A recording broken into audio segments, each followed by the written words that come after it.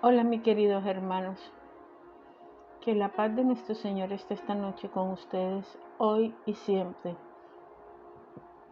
Quiero hablarles de un tema muy importante, que es cómo será el hombre que será el anticristo, el hombre de la perdición. Apocalipsis 13, del 1 al 2 nos dice: No pararé sobre la arena del mar, y vi subir. Me paré sobre la arena del mar y vi subir del mar una bestia que tenía 7 cabezas y 10 cuernos, y en sus cuernos 10 diademas, y sobre su cabeza un hombre blasfemo. Y la bestia que vi era semejante a un leopardo, y sus pies como de oso, y su boca como boca de león. Y el dragón le dio su poder y su trono y gran autoridad. En la mayoría de los escritos, en los escritos del Antiguo Testamento, Moisés es nombrado en la escritura 768 veces, mientras que Abraham es mencionado 303 veces. La única persona que tiene más profecías sobre su aparición y ministerio a través de toda la escritura es el Mesías prometido. Hay cientos de profecías referentes al Mesías, muchas de las cuales fueron cumplidas por Cristo y muchas más se cumplirán en el futuro. El único otro individuo que recibe tanta atención en la escritura profética bíblica es alguien identificado como el último príncipe de las tinieblas, llamado también el anticristo. Hay pocos cristianos que hoy en día que no hayan oído el término anticristo. El cristiano promedio del hemisferio occidental que ha leído libros proféticos, mirado dividir del tiempo final o visto televisión de documentales especiales en orientación apocalíptica, comprende 4 hechos básicos revelados en las Escrituras acerca de la venida del Anticristo. El primer hecho es: el Anticristo es el hombre que formará el último imperio de la tierra.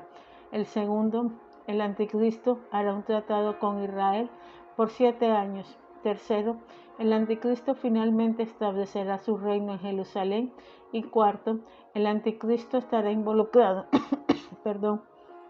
en la batalla final llamada Armagedón. Dos profetas bíblicos, Daniel y el apóstol Juan, dan en sus escritos y visiones proféticos numerosos detalles referentes a la asunción al poder de este hombre, su ámbito de influencia y su violenta reacción hacia quienes rechazan su misión. Su gran parte de la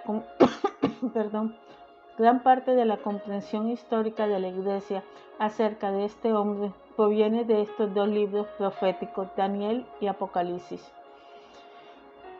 El profeta Daniel y el apóstol Juan vieron separados por más de 700 años. Sin embargo, al comparar sus visiones, es sorprendente cómo el libro de Daniel completa el libro de Apocalipsis. El Apocalipsis es una continuidad incluyendo una explicación más profunda de las visiones apocalípticas que se encuentran en el libro de Daniel. A continuación vamos a ver la lista de los que ambos visionarios vieron. Primero, ambos vieron un periodo final de 7 años. Daniel identificó el marco de tiempo como una semana profética, 7 años. En Daniel 9:27, Juan dividió los 7 años en dos periodos de 42 meses, Apocalipsis 11:2 y Apocalipsis 13:5. Ambos vieron 42 meses finales de la tribulación mundial. Daniel le dio el marco de un tiempo, un año, tiempo, 2 años y medio tiempo, medio año. Daniel 12:7. Juan dijo que el marco del tiempo final sería de 1260 días, 3 años y medio. Apocalipsis 12:6. Ambos identificaron al anticristo como una bestia. Daniel vio al anticristo como la cuarta bestia que surgirá, Daniel 7:7. Juan lo vio como la bestia que surgirá del mar, Apocalipsis 13:1. Ambos revelan un tiempo de gran conflicto en la tierra. Daniel dijo que era un tiempo como nunca antes ha habido ni habrá, Daniel 12:1. Juan describió el tiempo de ira y conflicto, Apocalipsis 12, 7 al 12. Ambos profetas vieron al arcángel Miguel. Daniel vio de pie en el tiempo de la tribulación, Daniel 12, 1. Juan lo vio luchando contra Satanás en el cielo, Apocalipsis 12, 7. Ambos profetas vieron a 10 reyes que surgirán al final de los días. Daniel dijo que los 10 cuernos eran 10 reyes, Daniel 7, 24. Juan vio 10 cuernos con 10 diademas que eran 10 reyes, Apocalipsis 13, 1. Ambos vieron la resurrección de los muertos. Daniel registra la resurrección después de la tribulación, Daniel 12, 2. Juan vio una resurrección de quienes fueron decapitados en la tribulación, Apocalipsis 7, del 9 al 17. Ambos profetas vieron el regreso del Señor para establecer su reino. Daniel vio un reino eterno del Mesías, Daniel 7, del 13 al 14. Juan vio regresar a Cristo para la batalla, Apocalipsis 19, 11. Después de estudiar este tema por bastante tiempo, se ha descubierto muchos hechos acerca de que están muy claros en las escrituras proféticas. Además, han llegado a la conclusión de que algunas de las enseñanzas de la Iglesia en el pasado estaban basadas más bien en la tradición del hombre o interpretaciones privadas, transmitidas de generación en generación, ambos a menudo constituidas más sobre suposiciones que sobre fundamentos bíblicos. Por ejemplo, alguna vez en algunas conferencias proféticas o leyendo un libro profético, o se ha encontrado con algún trabajo de investigación que enseña lo siguiente: el anticristo será un judío de la tribu de Dan. El anticristo reconstruirá un templo para los judíos en el monte del templo en Jerusalén. El anticristo será un hombre de paz y supervisará el mercado común. Estas tres teorías se basan en interpretaciones individuales, conceptos teológicos tradicionales transmitidos por generaciones desde la interpretación específica de algunos de los padres de la Iglesia primitiva, y no necesariamente se basan en pasajes bíblicos específicos. En realidad, como diremos, hay mucha más información que alude al anticristo que no se ha enseñado o comprendido que la que se ha enseñado o escrito. Después de muchos tiempos, creo finalmente que la siguiente es una descripción exacta de los acontecimientos venideros relacionados con el anticristo. Primero, el anticristo será un gentil de un trasfondo islámico y no un judío de Israel. El anticristo no reconstruirá el templo judío. El profeta Elías iniciará el proceso. El anticristo controlará los estados del Golfo rico en petróleo y dominará gran parte de Europa. El anticristo brindará paz solamente a sus seguidores y muertes a quienes lo resistan. Yo sé que estas 4 afirmaciones pueden ir en contra de algunas interpretaciones tradicionales de la enseñanza profética. Sin embargo, cuando uno se mueve desde los propósitos, desde las suposiciones a la directa interpretación y completaciones bíblicas, la bruma que a veces hay se puede desvanecer o se desvanece. El anticristo, un gentil, no un judío. Primero, vemos de que el anticristo será un líder gentil y no uno judío. Durante el segundo y tercer siglo, muchos padres de la iglesia primitiva se volvieron bastante antisemitas en sus interpretaciones teológicas. Varios de ellos, como Irineo, Herejías, volumen 302, e Hipólito de Cristo y el Anticristo, páginas 14 y 15, enseñaban que el Anticristo sería un judío que resurgiría de la tribu de Dan. Enseñanza basada en su interpretación de Jeremías 8, 15, 16 y de 3 pasajes de las Escrituras. 2 de estos pasajes mencionan la tribu judía de Dan y caballos. Será Dan serpiente junto al camino, víbora junto a la senda, que muerde los talones del caballo y hace caer hacia atrás al jinete. Génesis 49, 17. Desde Dan se oyó el bufido de sus caballos, el sonido de los relinchos de sus corceles, tembló toda la tierra y vinieron y devoraron la tierra y su abundancia, a la ciudad y a los moradores de ella. Jeremías 8:16. Las suposiciones vinculan a la tribu de Dan como con los cuatro jinetes del Apocalipsis, mencionados en Apocalipsis 6 del 1 al 8, cuya aparición presenta el comienzo de la tribulación y el surgimiento del anticristo. El tercer pasaje se halla en el registro de las tribus de Israel enumeradas en Apocalipsis 7. Los eruditos observan que falta la tribu de Dan en la lista de las tribus de Israel que recibieron un sello protector de Dios durante la tribulación. Así que, ya que falta Dan, se supone que el anticristo debe surgir de esa tribu dentro de Israel. ¿Por qué falta Dan? En realidad, el Israel de hoy, muchas de las personas judías que viven en la ciudad contemporánea de Israel, identificadas como parte del antiguo territorio de Dan, son agnósticos, ateos o judíos laicos nada religiosos. En las otras áreas de Israel hay muchos judíos religiosos, incluso reformados ortodoxos, y en Jerusalén judíos ultraortodoxos. Puede ser que Dan falte porque los judíos que viven en esa área simplemente no son creyentes y por lo tanto no son sellados como los otros que guardan los mandamientos. Apocalipsis 12:17. Realmente la causa por la cual falta Dan es un misterio bíblico y sugerir alguna razón es totalmente especulativo. Muchos maestros proféticos proclaman que el anticristo será un líder político militar judío de Israel. Esta teoría es sorprendente porque sabía que el 1.400 millones de musulmanes del mundo nunca seguirán un judío que viviendo en Israel gobernaría y controlaría las naciones del Medio Oriente, todas las cuales son islámicas. Después de muchos viajes y después de muchas preguntas y de leer muchos libros, ¿por qué nadie explica?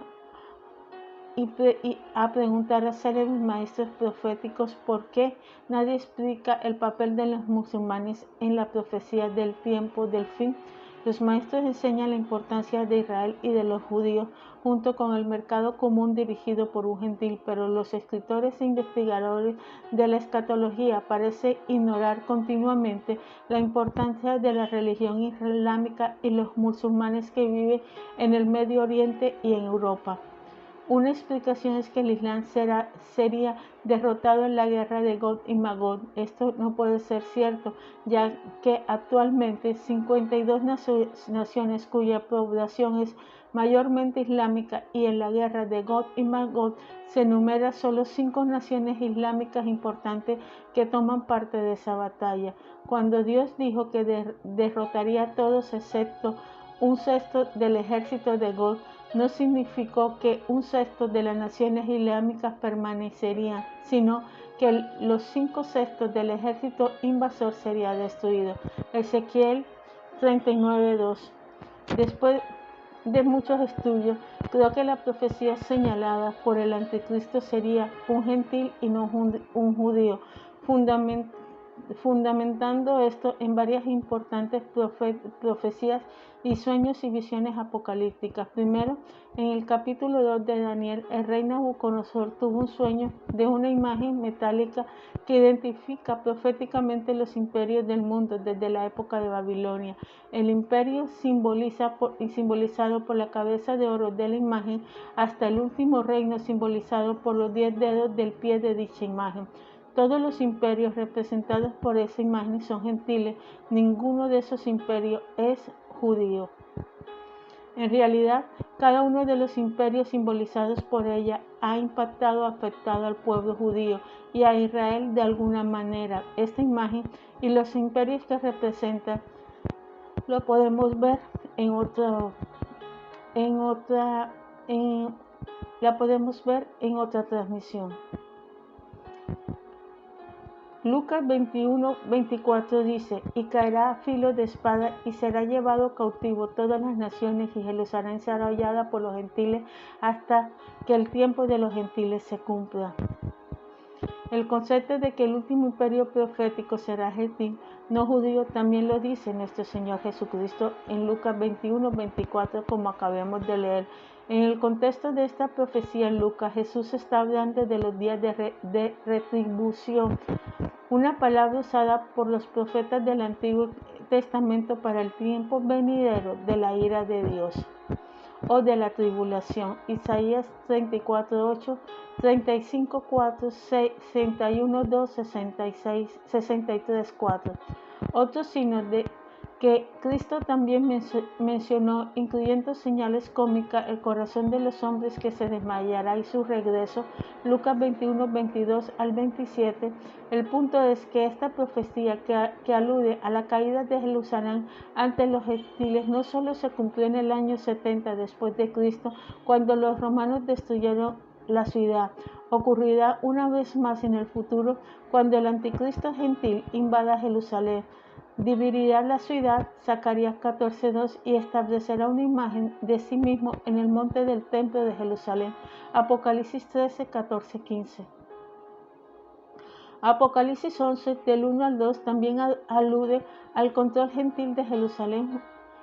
Juan afirma: entonces me fue dado una caña semejante a una vara de medir, y se me dijo: levántate y mide el templo de Dios y el altar y los que adoran en él, pero el patio que está fuera del templo déjalo aparte y no lo midas, porque ha sido entregado a los gentiles, y ellos hollarán la ciudad santa 42 meses.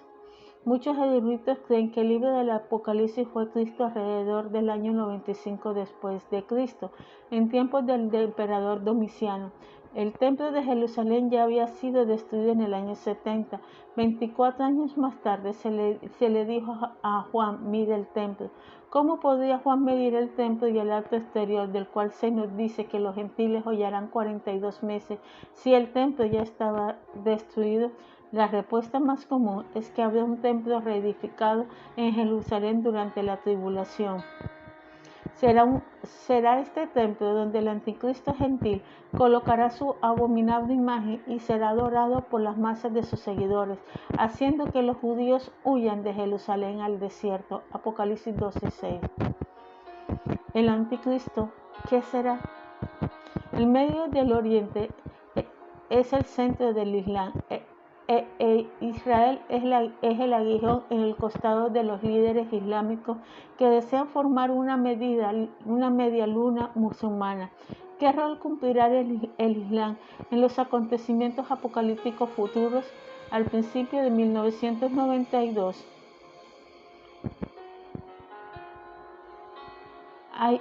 leí sobre las creencias apocalípticas de los musulmanes chiitas que conforman la mayoría de la población iraní. Pocas personas habían oído o han oído jamás estas creencias. Netflix transmitió una serie sobre esta especulación o esta creencia. Cuando uno compara la información de las profecías bíblicas con el Corán y específicamente esta creencia, uno puede convencerse de que el anticristo declarará la religión islámica como su religión y proclamará a sí mismo y será recibido como el último emperador mesías del Islam. Será un experto en guerra, usando armas de destrucción masiva para subjugar naciones enteras. Apocalipsis 13:4. Los que no se convierten a su religión serán decapitados y otros obligados a morir de inanición. Apocalipsis 13, 17, 24. Antes de pensar que esto sea una mera ficción profética, haga un viaje por las escrituras para obtener una imagen más clara de la profecía del anticristo. La palabra anticristo fue acuñada por el apóstol Juan y solo se encuentra en la epístola de Juan. Puede significar contra Cristo o en lugar de Cristo. El diccionario Viene comenta esta palabra diciendo que al combinar las dos palabras, anti y Cristo, puede significar uno que asume el papel de Cristo que se opone a Cristo. Aproximadamente en el año 90 después de Cristo, Juan escribió la epístola que lleva su nombre, primera, segunda y tercera de Juan. Hay 4 pasajes en que Juan usó la palabra anticristo. Primera de Juan 2:18, hijitos, ya es el último tiempo, y según vosotros oísteis que el anticristo viene, así que ahora han surgido muchos anticristos, pero por esto conocemos que es el último tiempo. Primera de Juan 2:22, ¿quién es el mentiroso sino el que niega que Jesús es el Cristo? Este es anticristo, el que niega al Padre y al Hijo. Primera de Juan 4:3, y todo espíritu que no confiese que Jesucristo ha venido en carne no es de Dios, y este es el espíritu del anticristo, el cual vosotros habéis oído que viene y que ahora ya está en el mundo. Segunda de Juan 7, porque muchos engañadores han salido por el mundo, que no confiesan que Jesucristo ha venido de la carne. Quien esto hace es el engañador y es el anticristo. Como Juan dijo, ha surgido muchos anticristos. Algunos enseñan que no existe una persona futura llamada el anticristo, sino que el anticristo es solamente un espíritu que a lo largo de la historia ha rechazado la divinidad de Cristo. Podemos aceptar que el anticristo es tanto un espíritu como una persona. El espíritu del anticristo ciertamente existió en tiempos de la Iglesia Apostólica, pues algunos maestros heréticos ya negaban la divinidad de Cristo y su posición como hijos de Dios. Sin embargo, al final de los días aparecerá uno como hijo de Dios, aparecerá un hombre que será el príncipe de las tinieblas, un hijo de perdición que es identificado como el anticristo. En estos 4 pasajes de la epístola de Juan explica los 3 elementos claves relacionados con Cristo que el espíritu del anticristo y el anticristo negarán. Negarán la deidad de nuestro Señor Jesucristo, primera de Juan 2:22. Negarán que Jesucristo es el Hijo de Dios, primera de Juan 2:22. Negarán la relación única entre el Padre y el Hijo, primera de Juan 2:22, así como la futura tierra de conflicto será Israel y la futura ciudad de conflicto, Jerusalén. El conflicto espiritual presente y futuro se centrará en torno a la pregunta: ¿quién es o quién fue Jesucristo? ¿Fue solo un hombre, un profeta entre los profetas, o fue el Hijo de Dios? Para muchos religiosos judíos, Jesucristo fue un hombre mortal de la historia antigua que formó una nueva religión. Para los devotos musulmanes, Jesucristo fue uno de los más grandes profetas de Alá. Pero para los verdaderos cristianos, Jesucristo fue y es el Hijo del Dios viviente. Mateo 16:16. Más evidencia de que el anticristo es un hombre mortal y no solo un espíritu maligno o una creencia teológica es revelada en otro pasaje del Nuevo Testamento por el uso de los pronombres personales. Los eruditos evangélicos señalan los siguientes pasajes que revelan detalles significativos acerca de este futuro dictador mundial. En cada caso es identificado con el uso de un sustantivo o pronombre masculino: hombre, el hombre del pecado, el hijo de la perdición. Segunda de Tesalonicenses 2. Este se opone y se levantará contra todo lo que lleva el nombre de Dios hasta el punto de adueñarse del templo de Dios. Hay algo que detiene a este hombre al fin de que él se manifieste a su debido tiempo. Segunda de Tesalonicenses 2, 4 y 6. El dragón le confirió a la bestia su poder, su trono y gran autoridad, y adoraban al dragón porque había dado su autoridad a la bestia. A la bestia se le permitió hablar con arrogancia y proferir blasfemias contra Dios, y se le confirió autoridad para actuar durante 42 meses hasta se le permitió hacer la guerra. Apocalipsis 13, 2, 4 y 5 y 7. Incluso en los escritos de Juan, él distinguió el espíritu del anticristo de la persona del anticristo. Primera de Juan 2:22 es interlineal griego, dice: ¿quién está siendo el mentiroso sino el que niega que Jesús está siendo el ungido? Este está siendo el anticristo. La frase el anticristo en griego sea es anticristo o el anticristo, alude a una persona específica, aunque algunos sugieren que el artículo definido griego o traducido él no debería traducirse como el anticristo, sino simplemente como un término general, anticristo. Esto no cambia el hecho de que Daniel y Juan vieron a un hombre y no al espíritu gobernador gobernando el mundo.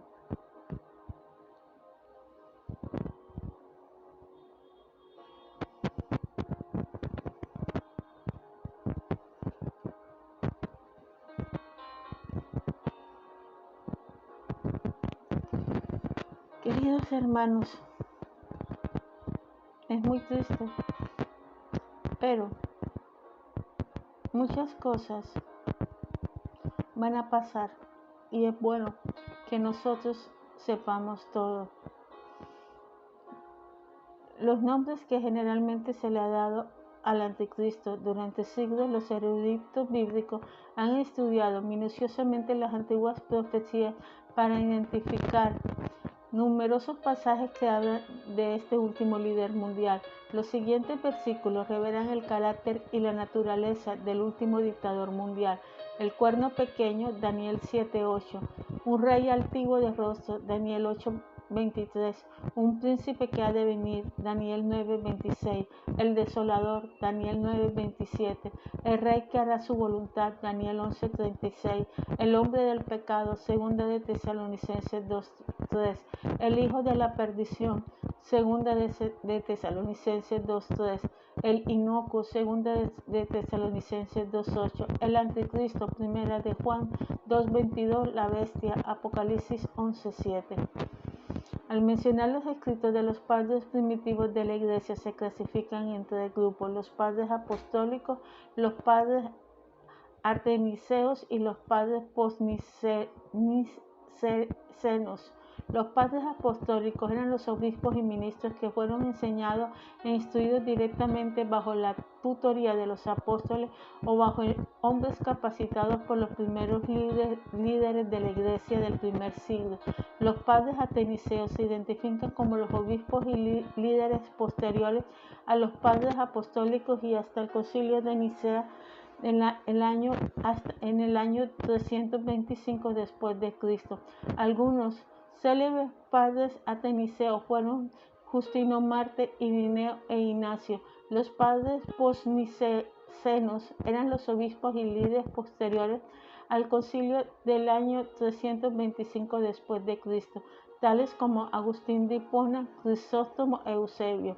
Hay muchas declaraciones escritas realizadas por los padres primitivos respecto al surgimiento y dominio del anticristo. En algunos momentos, algunos pensaron que era Nerón, el malvado emperador romano, un cruel perseguidor de los cristianos, había fingido su muerte y se levantaría otra vez desde el oriente como el anticristo. El mismo anticristo dividirá el mundo en tres poderes de gobierno, cuando además Nerón será levantado del infierno. Elías vendrá primero a sellar a los amados.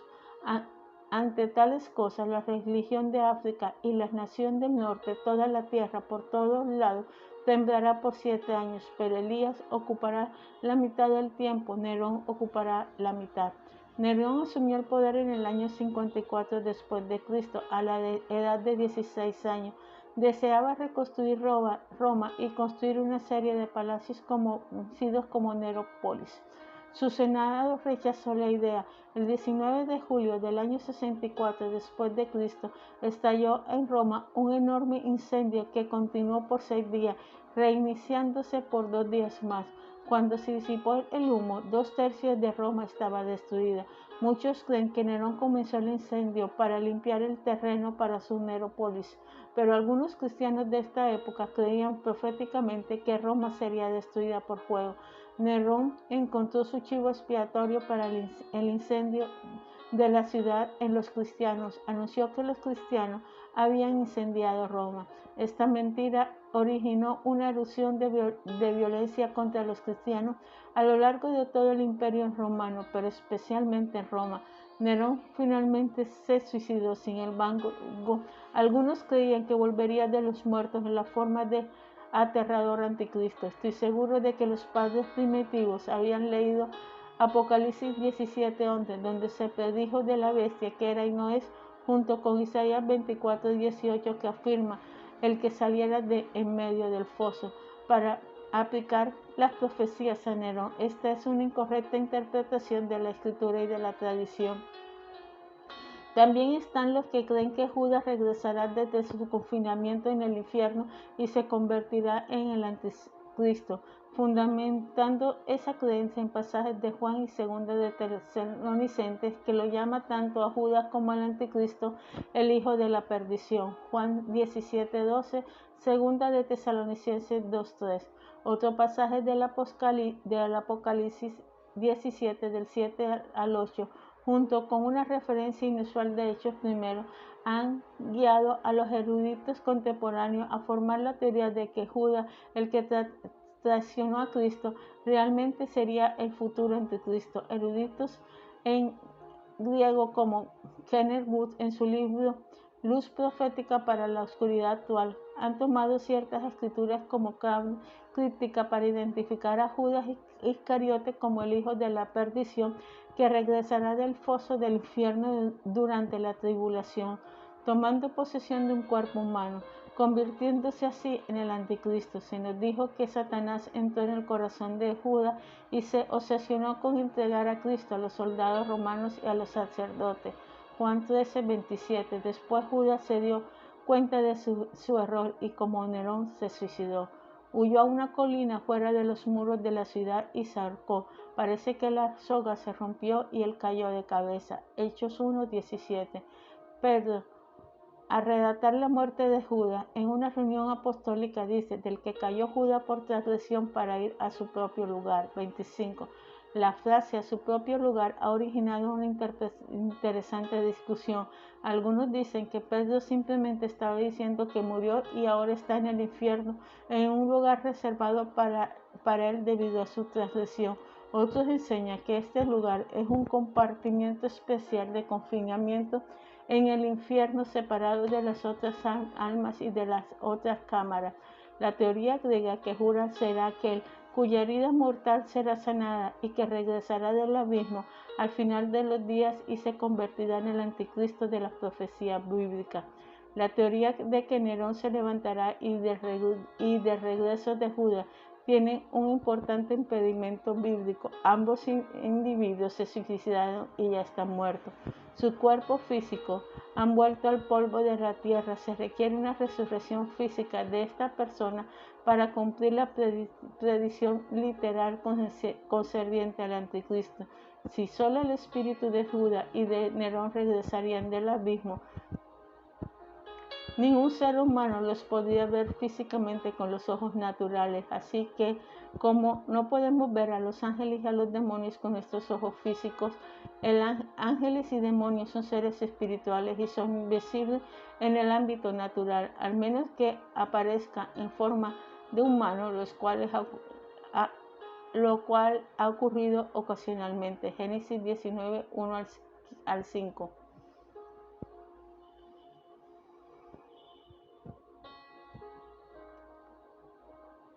La palabra que vincula lo que Cristo dijo de Judas con lo que escribió Pablo del futuro y del anticristo es la palabra perdición.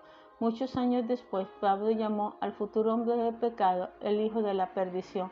Juan usó la misma palabra para describir la bestia apocalíptica del final de los tiempos y su reino de 10 reyes. La bestia que has visto era y no es, y está para subir del abismo e ir a la perdición. Y los moradores de la tierra, aquellos cuyos nombres no están escritos desde la formación del mundo en el libro de la vida, se asombrarán viendo la bestia que era y no era y será. Apocalipsis 17:8. La bestia que era y no es también el octavo y es de entre las 7 y va a la perdición. Apocalipsis 17:11. Para confirmar más la teoría de Judas como el anticristo, algunos señalan que el poder demoníaco que controla al anticristo irá a la perdición o entrará al hijo de la perdición, de la misma manera en que Satanás entró en el corazón de Judas en la última cena. Así que el anticristo será poseído por uno de los espíritus malignos más fuertes liberados en la historia del mundo. En un pasaje, Juan describe la liberación de un gran número de criaturas desde el fondo del foso, abismo, y nombra a los reyes demoníacos que los dirigen. Apocalipsis 9:11 dice: y tienen por rey sobre ellos al ángel del abismo, cuyo nombre en hebreo es Abadón y en griego es Apolión.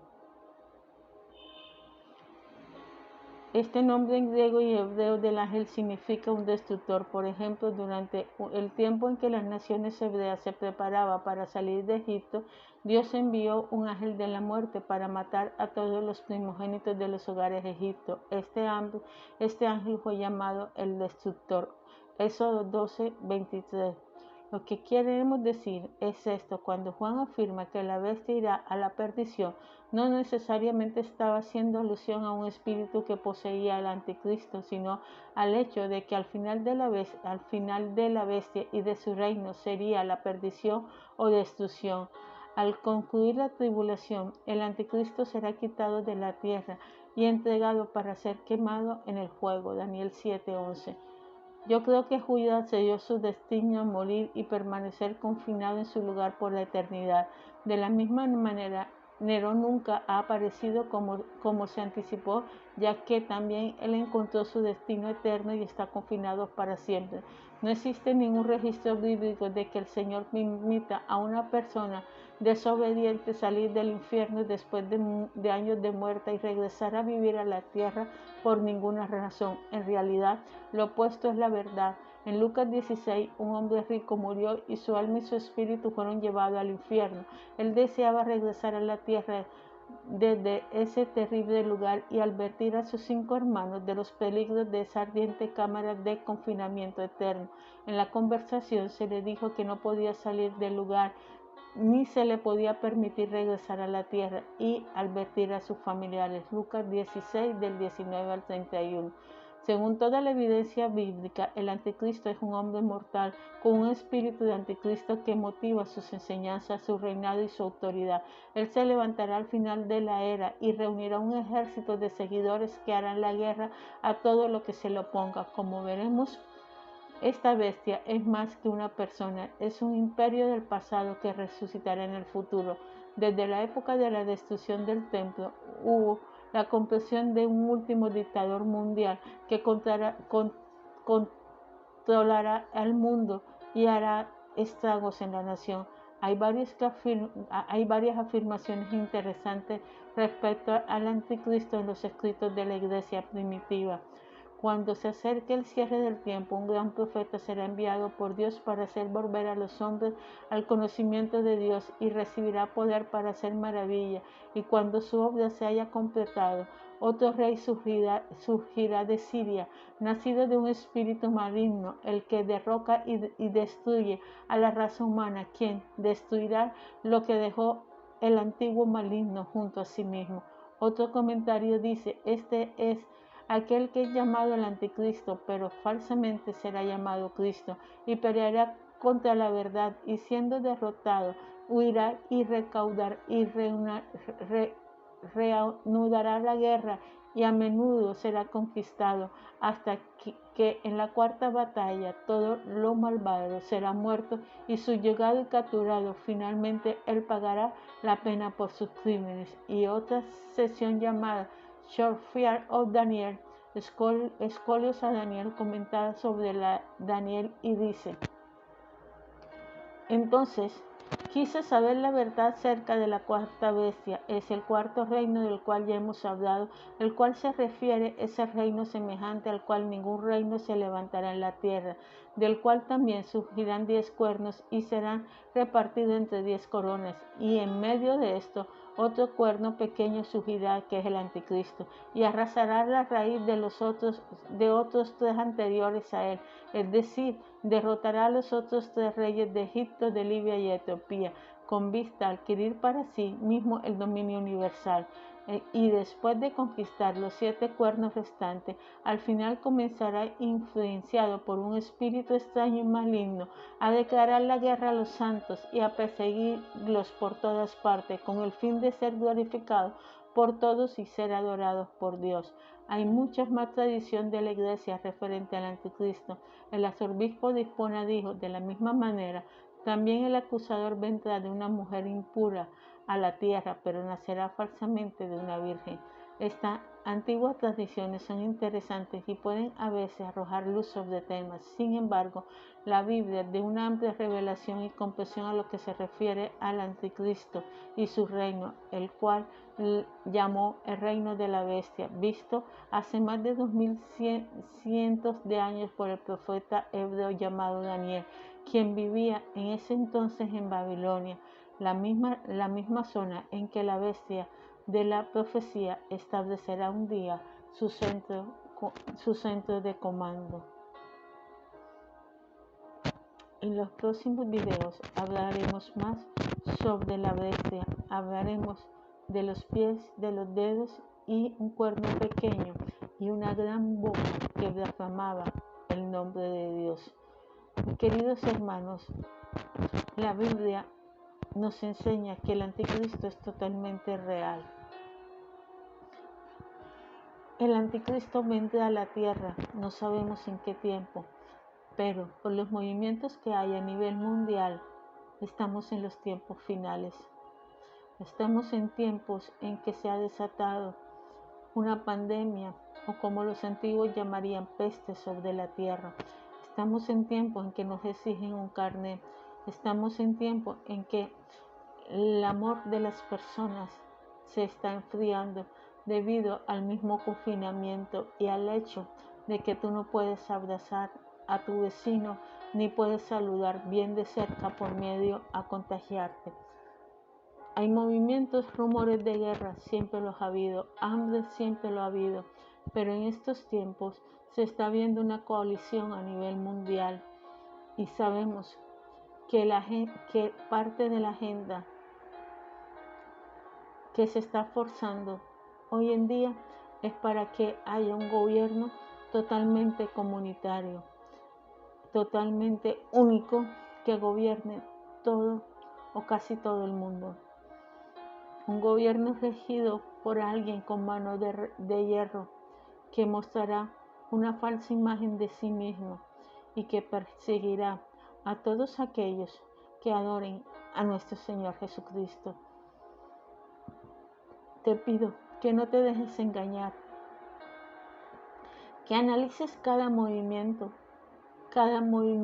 y lo lleves a la Biblia, que veas los tiempos, que veas los movimientos de Dios, que estés pendiente del corazón de Dios, porque Dios le está avisando a su pueblo que estamos en los tiempos finales. Falta el gran avivamiento que vendrá sobre la tierra. Los esperamos con ansiedad para que más personas lleguen a nuestro Señor Jesucristo. Te pido que ores para que más personas se conviertan, para que más personas vean que Jesús es real y no lo nieguen como actualmente casi muchísima gente de la humanidad lo está haciendo. Muchas personas no creen en Jesús de Nazaret, a pesar de que lo han oído hablar y que se lo han enseñado. Muchas personas van a través de otro tipo en busca de otro tipo de manifestaciones, otro tipo de energía, como ellos lo dicen. Pero tú, escudriña la Biblia, estúdiala, busca la historia, y la historia te enseñará en qué tiempos estamos. Que el amor del Padre, del Hijo y del Espíritu Santo esté contigo y siempre. Amén y amén.